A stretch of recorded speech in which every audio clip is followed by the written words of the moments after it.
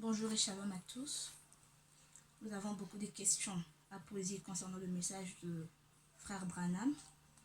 Nous allons recevoir le frère Francis pour nous éclaircir à certaines choses.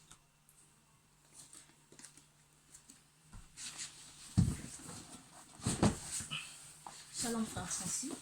Shalom. Merci d'être là aujourd'hui. Nos questions concernent le ministère des bandes et le ministère de frère Branham. D'accord. Donc je suis là pour vous écouter. Donc, je vais répondre à vos questions selon le message de Frère Branham. Alors, la première question que nous avons à vous poser, c'est d'abord, nous voulons tous savoir qui est vraiment frère Branham. D'accord. Donc, vous en avez plusieurs questions.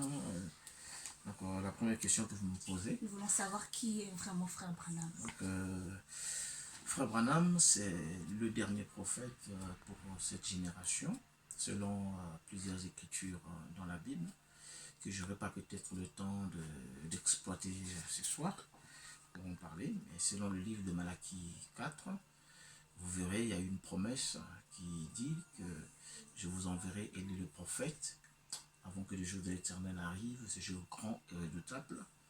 Il a comme mission, c'est de ramener les cœurs des enfants à leur père. Ça, c'est le livre de Malachie 4. Et d'autres écritures que je peux prendre dans Apocalypse 10. On parle du 7e ange qui devait amener tous les mystères de Dieu à terme. Donc, pour moi, William Branham est le dernier prophète. Donc, après lui, il n'y en aura pas un autre prophète après lui. Donc, c'est ça concernant William Branham.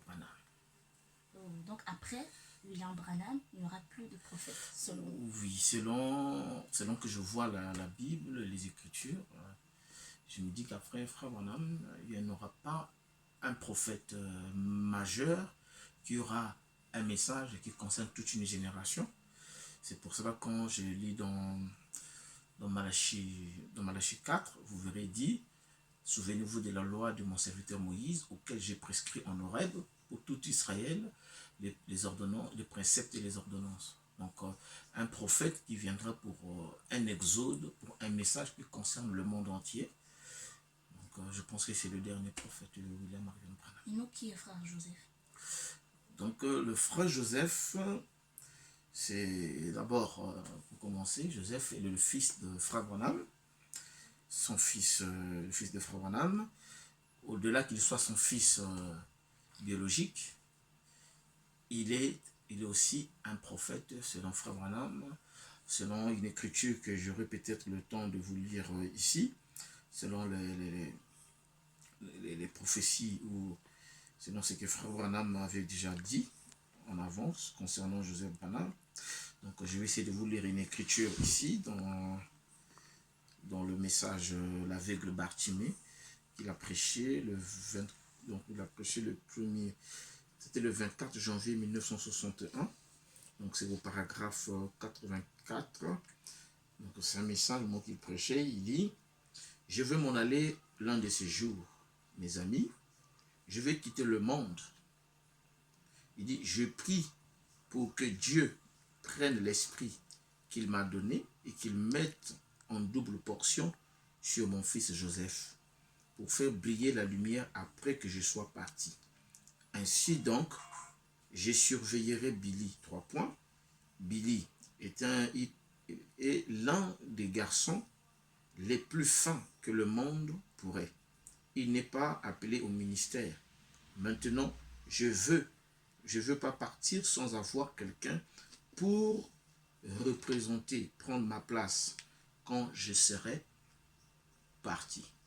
Donc ça, c'est une écriture que ce frère Branham lui-même qui parle, en parlant en ce qui concerne son fils Joseph Branham. Donc pour moi, Joseph Branham, c'est un prophète. C'est un prophète. C'est ça. Bon, les gens peuvent se poser beaucoup de questions comme vous peut-être.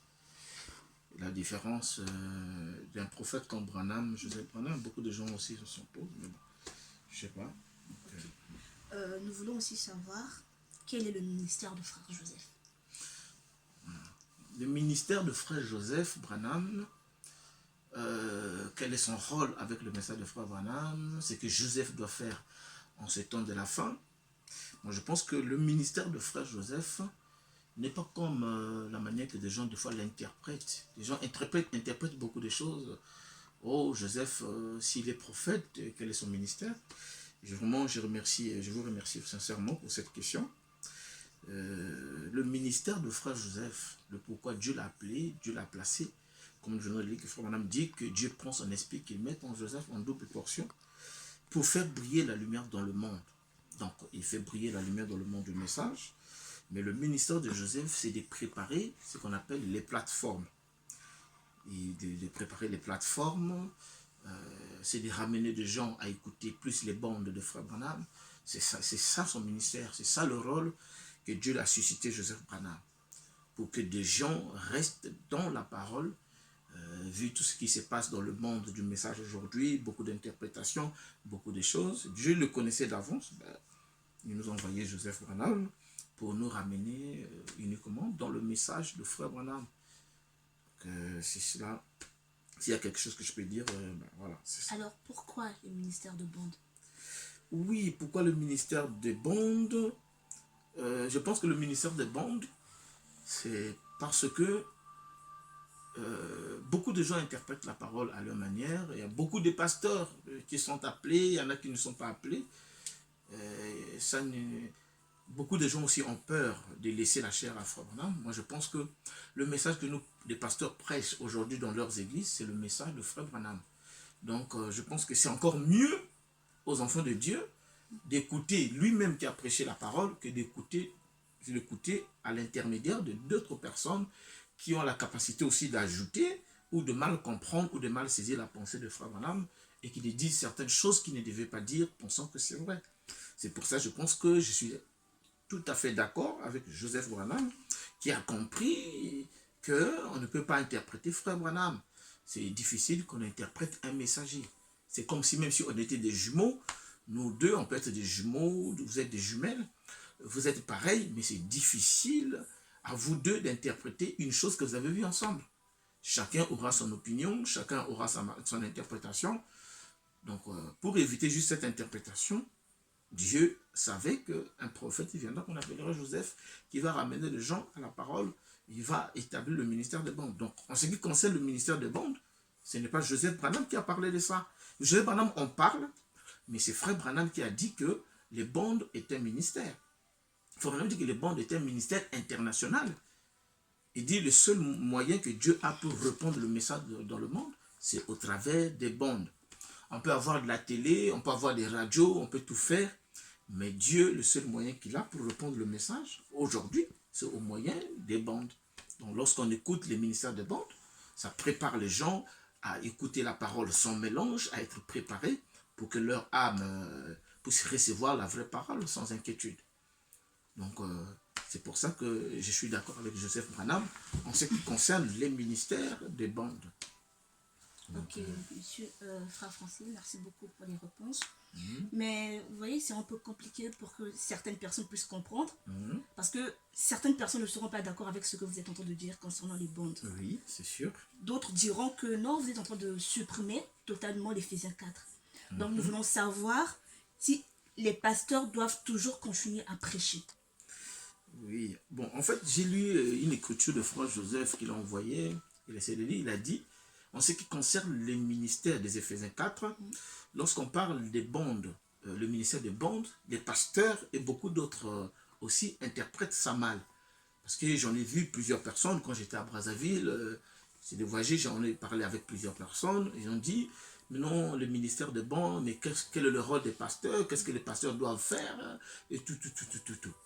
Mais comme Joseph Branham l'avait dit dernièrement, dans une écriture, si je peux trouver cette écriture, il a parlé un dimanche, et ce qui concerne les interprétations des gens, c'est tellement important que beaucoup de pasteurs ont peur, ils disent, si on met le ministère des bandes, donc les Éphésiens 4, cette écriture, vous allez l'enlever de la Bible et tout.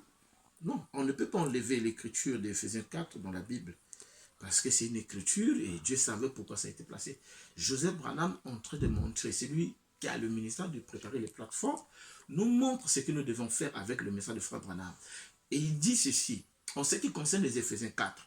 En fait, il ne peut pas supprimer cette écriture de la Bible parce que cette écriture a sa place dans les Éphésiens. Donc, Dieu appelle toujours des gens au ministère.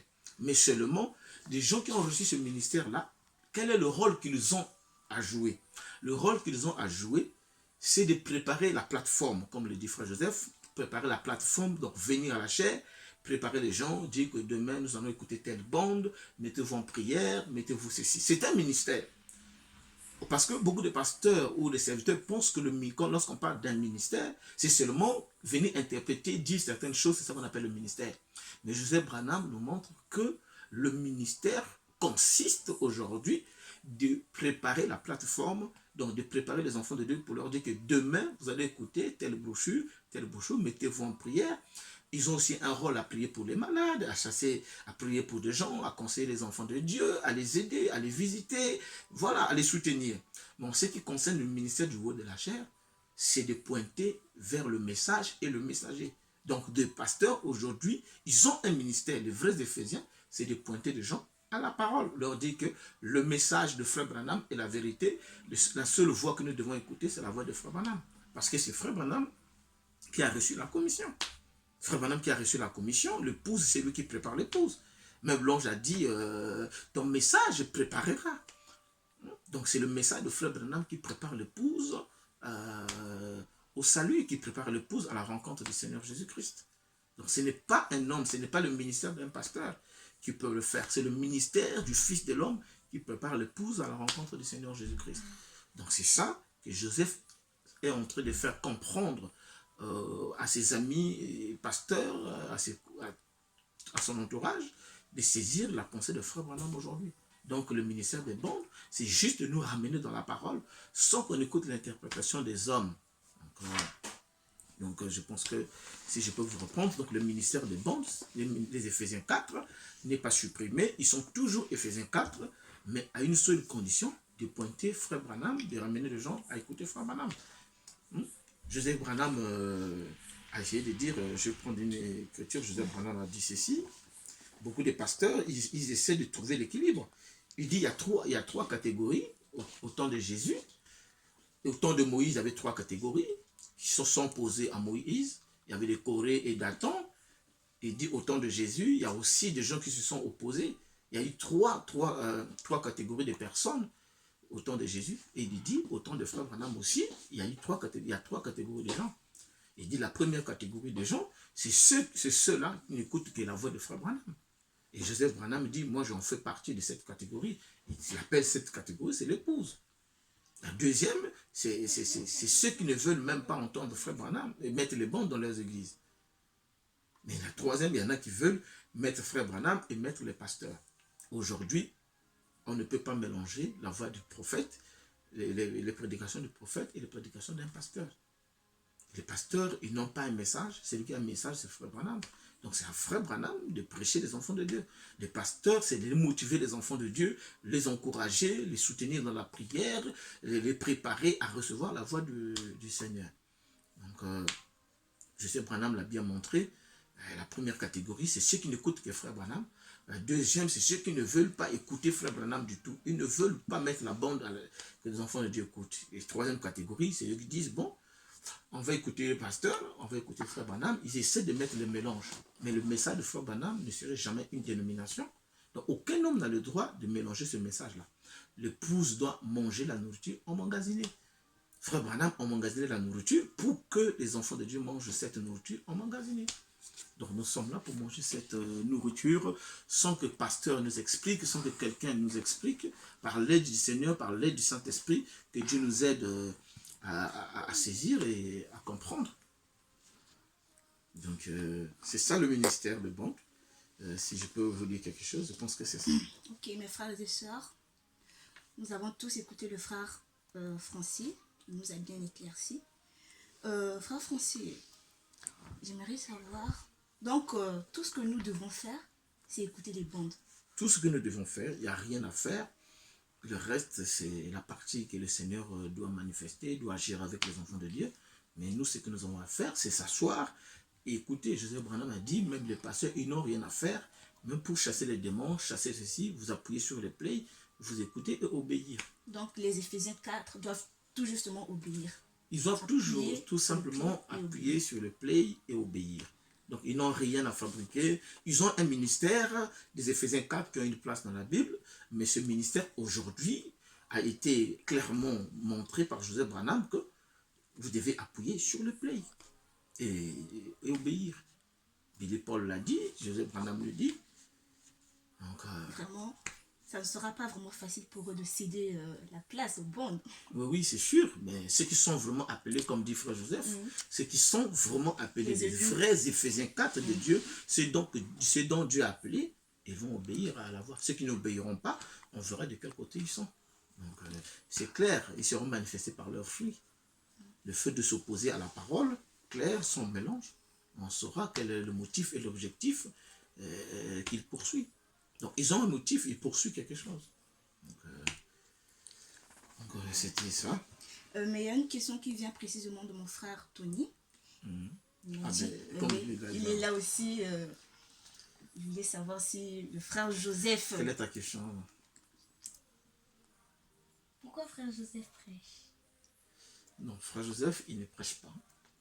Frère Joseph, il prépare la plateforme. Il peut prendre 10 minutes, ou 15 ou 20, ça dépend. Il peut prendre 10 à 20 minutes pour préparer, c'est ce que frère Branham m'avait dit. Celui qui doit mettre la bande doit se préparer entre 20 et 30 minutes avant de mettre la bande. Donc chaque fois au Branham Tabernacle et à la réunion, frère Joseph prépare les gens à écouter frère Branham. Donc c'est ça même son ministère, comme je venais de le dire à Sarah. Son ministère, c'est de préparer les gens à écouter les bandes. Donc, et ce ministère-là, il sait que c'est le ministère des bandes qui doit perfectionner l'épouse de Dieu, qui doit perfectionner les saints, qui doit mener les enfants de Dieu à la statue de l'homme parfait, qui doit, il a même dit que beaucoup des églises qui prêchent des doctrines, ils veulent. Il y en a qui disent Jésus va venir, Jésus va faire ceci, la polygamie, la trinité. Donc, il y a beaucoup de choses qui se prêchent dans le message. Mais la seule chose qui peut aider les enfants de Dieu pour les éclaircir, c'est lorsque on va écouter, on va remettre tous dans nos églises, frère Branham jouer de la chair, ainsi l'amour viendra de nouveau dans nos églises. Les églises vont atteindre l'unité de la foi parce que nous écoutons qu'un seul homme. C'est ça que le frère Branham appelle unis sur une seule tête. Et la tête dont l'épouse est unie, c'est autour de William Marion Branham. Et William Marion Branham a prêché un message emmagasiné pour qu'à son absence, Joseph Branham viendra en tant que prophète pour amener les gens dans la continuité du ministère de frère Branham. Donc nous sommes aujourd'hui dans la continuité du ministère de frère Branham en écoutant Joseph Branham qui nous ramène à la voix de frère Branham. Donc Joseph Branham, c'est un prophète, comme Élie et Élisée. Élie était prophète. Quand il est parti, la Bible dit que l'esprit d'Élie est venu sur Élisée. Donc Élisée a reçu la double portion de l'esprit qu'avait le prophète Élie. C'est ce que nous avons lu, frère Branham a dit dans l'aveugle Bartimée. L'esprit qui est entré en frère Branham, que Dieu mette cet esprit dans Joseph Branham en double portion, afin que Joseph soit une bénédiction pour les enfants de Dieu. Et nous avons vu cette écriture s'accomplir dans la vie de Joseph Branham. Il est une bénédiction pour les enfants de Dieu qui obéissent à la voix du 7e ange, qui obéissent à frère Branham. Donc, c'est ce que je peux te dire. Donc, Joseph, c'est un prophète, mais il ne prêche pas.